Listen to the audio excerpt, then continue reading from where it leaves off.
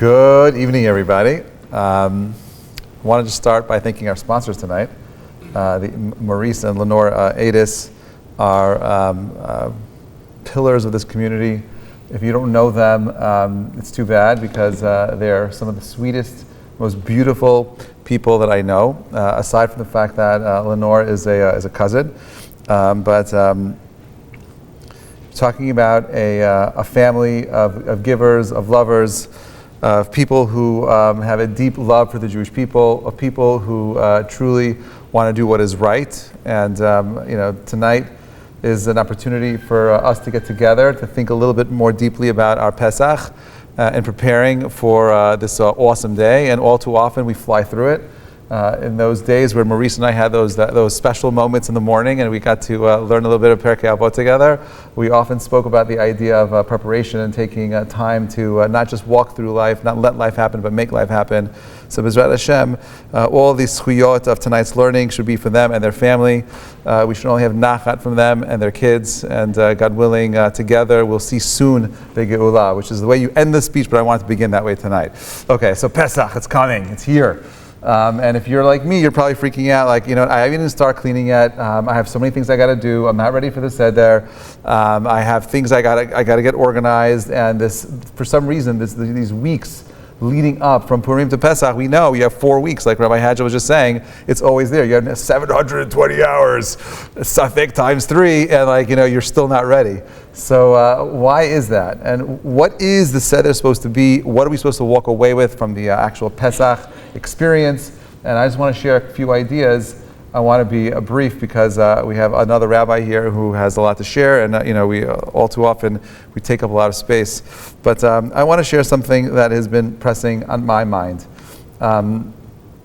If we could look at a century, every century tells you something about the essence of those 100 years, and you can do the same thing with a decade.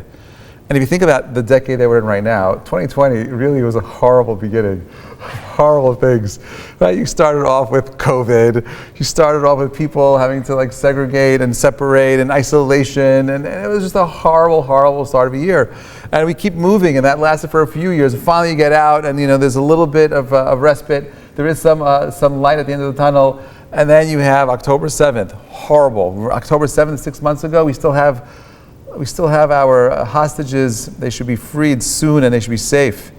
And then you have, Iran shooting ballistic missiles, UAVs, and all kinds of missiles, and giving us telling us who's coming, what's coming. Us watching the Star Wars light show of everything being shot out of the sky. I have a friend in Israel who was eating popcorn. It was watching, them shoot out the missiles and so on and so forth at night. What is going on? Now, we don't have any studies since October 7th, but there were a lot of studies done after COVID. And the amount of anxiety and depression in Israel, forget about globally, right? Israel is one of the happiest places on the planet. But even in Israel, the anxiety and depression levels have gone up, specifically in young girls between the ages of 12 and 17, almost up about 34%, which is a high number. It's gone up 130% in the last 4 years. And we talk about the suffering and the challenge of a generation, and I'm not here to compare what is more difficult, more challenging, less challenging. It's different for every generation. But we know that the Seder itself is about retelling of a story. It's telling about our story, about our people, about the families that lived a life in Egypt, lived a time of great suffering. A time of such a great suffering where the word itself, Mitzrayim, comes with metzer, min ha-metzer, right? Mitzrayim means to constrict. They did not have the ability of even recognizing how deeply their suffering actually was. The worst kind of pain, the worst kind of abuse is when you're not even aware of the abuse that's actually happening, where you're completely oblivious. This thing has been on and I forgot to hit record, but it's okay. But we got another one up there. So you're totally oblivious to the suffering, right? And Am Yisrael, it says the pasuk starts. It says Vayimaru et chayehem ba'avodah kasha b'chomer veinim. That the suffering that they went through was specifically a physical suffering. It was a external gashmi suffering, right? And the suffering they went through was really hard. It was so hard. It was so painful that they had to watch. One of the most painful things is the loss of a child, taking the most inner core part of your being, the seed of an apple, the inner part of your being, and watching that being drowned in the Nile River, buried underneath the waters, right, is the most painful, horrific thing for any parent to see. The suffering, the recognizing of the fact that they lived in a reality where you are going to be born a slave, you'll die a slave, there is no escaping your slavery. Comes a man named Moshe, right, Moses, and he frees the people. Let my people go. But the story didn't just start like that. There was a process that took place. Months of negotiating, months of politics, months of all kinds of deliberating with the higher ups and speaking up and down the flow of the chain of command and so on and so forth. And eventually they break free. But we know the night where everything kind of happens, right? The night where we start telling the story was the Pesach story itself. And the truth is, the word Pesach is often translated as Passover. And that name has stuck because of Maxwell House, the coffee. They just somehow got onto the Haggadah game. They're giving out free Haggadot, and if you have a free Haggadah, how could you not buy coffee from them, right? It was great branding. So, but really Pesach also means to jump. Pesach means to hop, skip. It's not just about God passing over the houses. Like, remember the story? What happens next? How did God choose which house to pass over? What did they do? They painted on... Right, where was that? On the outside of their door or on the inside of their door? It was on the inside. Now the question is why? Like, if the whole point is to let everyone know that this is a Jewish house, right? Then I could hear you take the red blood and you paint it on the outside of the doors and you say, oh, that's the Jewish house. And God says, oh, I'm going to pass over this one, right? Or he's going to stop and do a little dance at each house and then walk over to the next one, right? The reason why the blood was painted on the inside, because God doesn't really care about what's happening on the outside of your house. You think he cares about what color stucco or brick you have? I remember many years ago, I used to live in Brooklyn, and there was a lot of construction happening in my area. And there was one mega house that they were building. You know those mega houses that they buy 3 houses and they knock that down and they build one house on top of it? So they were building this house. And every day, this one guy from that synagogue would go out and look at this house. And finally, he went over to he saw the owner of the house and said, listen, he's like, you're making a mistake.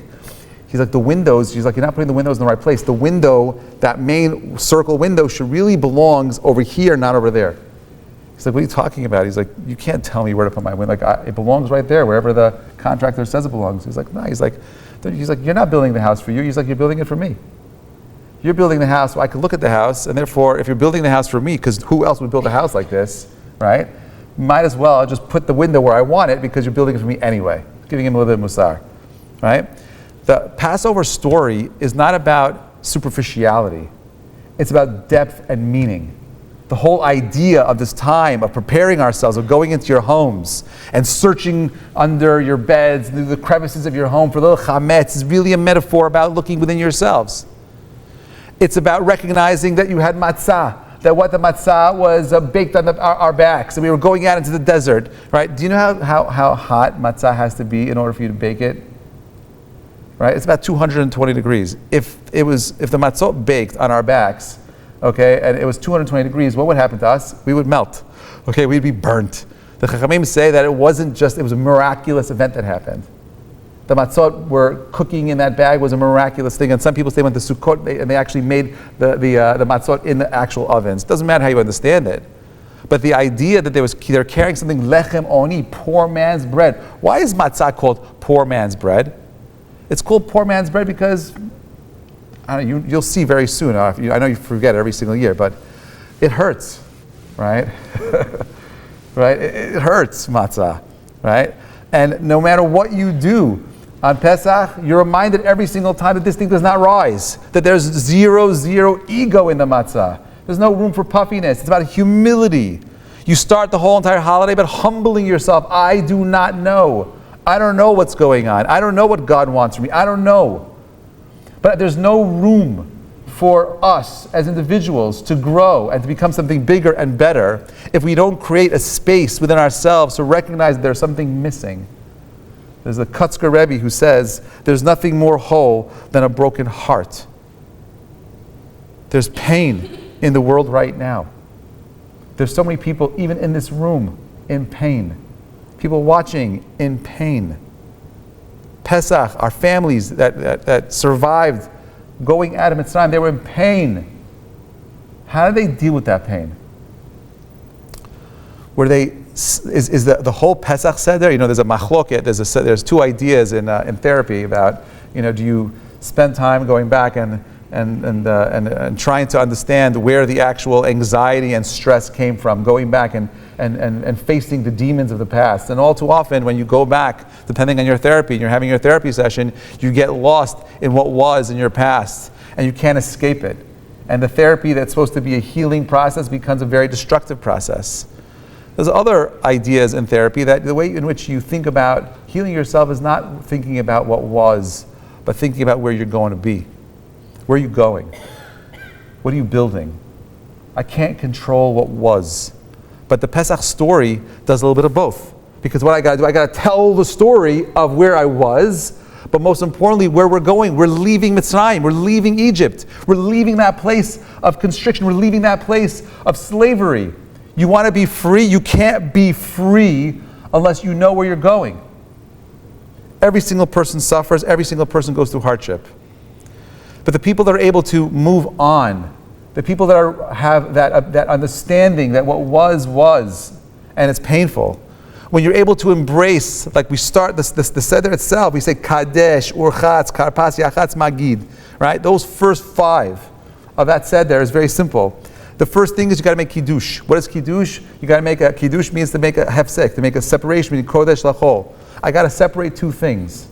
I got to have clarity in my mind. If it's not clear in my mind what is good, what is bad, I'm stuck forever.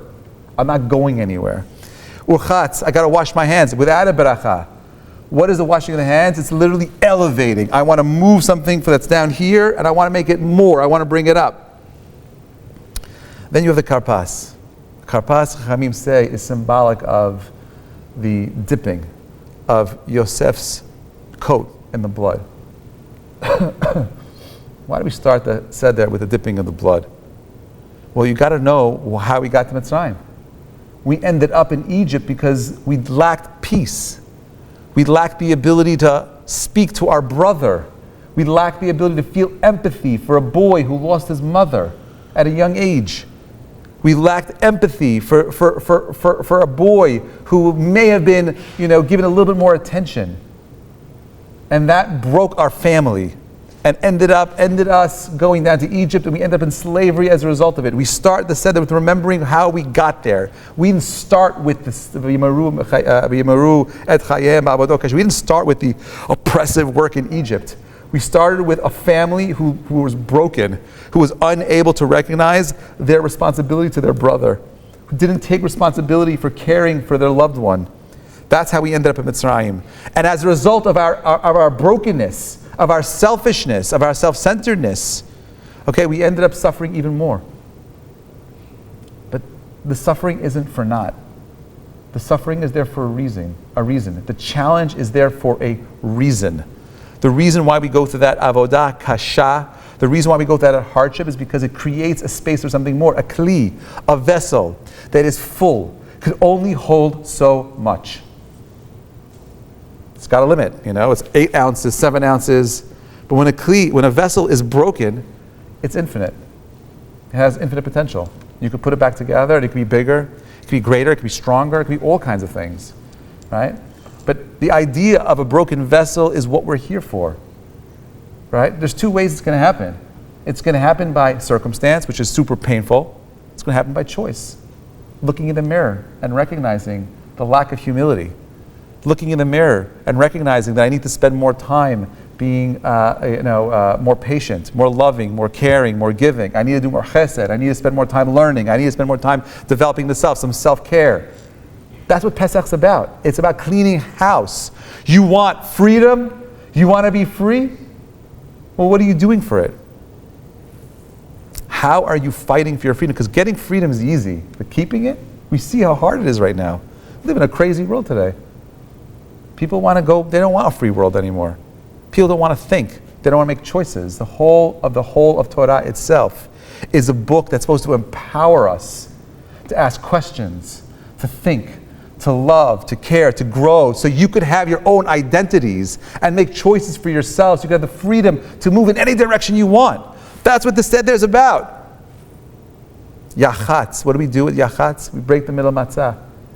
The Chachamim tell us that the three matzot is the only place you see this of the food, is that it represents the Kohen, the Levi, and the Israel. And they tell us that these three different matzot are symbolic of the Kli, the Kohen, the Levi, and the Israel, the Kli. Right? And what do with the Kli? You take the middle one and you break it open.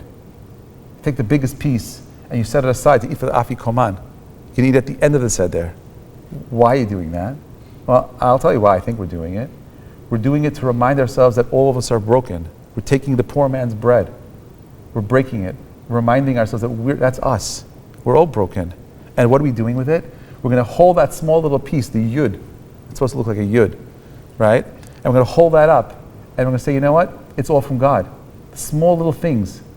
And then the big things, you know what we're going to do? We're going to take it, we're going to consume it at the end. It's hard eating the afikoman. It's not easy. At the end of the Seder, having more matzah, it just kills you even more, right? But you go through that pain, right? Because you want to internalize the idea that the brokenness, that the circumstance that we find ourselves in, the challenge, the anxiety of life is there to make you into something more. It turned a bunch of people that were slaves, a people who had no future, into a people that have told the greatest story on earth. A story of hope, a story of dreams and aspirations. I don't care what Iran wants to send our way. I don't care about anyone else. If you are not whole in yourself, if you are not shalem, if your vessel, if you don't recognize that the vessel is broken itself, if you're not in a place where you're trying to put the pieces back together, everyone here is familiar with this song, Humpty Dumpty, right? How does it go? I heard this from Ray Wallerstein. It's brilliant. Genius. Ready? He said, Humpty Dumpty, right? What do? He sat on a wall. Humpty Dumpty had a great fall. All the king's horses, all the king's men couldn't put Humpty Dumpty back together again. He asked a kasha. He asked a question. He says, how is that possible? You have all the resources of the kingdom, all the king's men and the king himself, and they couldn't put this thing back together? And you know what he said? You know why he couldn't put Humpty Dumpty back together? Because he realized that the only person that could put him back together was Humpty Dumpty.